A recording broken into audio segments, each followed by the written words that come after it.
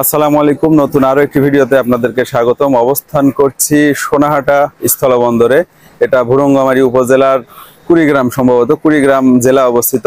এই স্থলবন্দর অনেকেই দেখতে চেয়েছেন যে আসলে কোথায় যাই, ঘুরতে যাই, এসেছি কোথায় সেটা দেখানোর জন্য। আমরা একটু দেখাই আপনাদের। আসলে তেমন কিছু এখানে আপনি পাবেন না দেখার জন্য।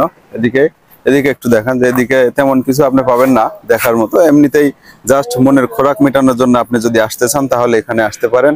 এখানে বেশ কিছু ট্রাক পারাপার হয় আপনার ইন্ডিয়ান পণ্য নিয়ে বাংলাদেশে ঢুকে, অথবা বাংলাদেশি পণ্য নিয়ে ইন্ডিয়াতে যায়। সেগুলো আপনাদেরকে আমরা দেখাবো। একটু সময় লাগবে, সেটা আমরা একটু পরে আপনাদেরকে দেখাবো। যে বিশেষ করে পাথরের যে গাড়িগুলো, ইন্ডিয়ান যে ট্রাকগুলো এখানে আসে সেগুলো আপনাদেরকে দেখাবো। ভুরুঙ্গামারী সোনাহাটা স্থলবন্দর থেকে আমরা যাচ্ছি সামনের দিকে। আপনাদেরকে সামনের কিছু ভিউ আপনাদেরকে দেখাই। এখানে কি হবেন সোনাহাটা স্থলবন্দরের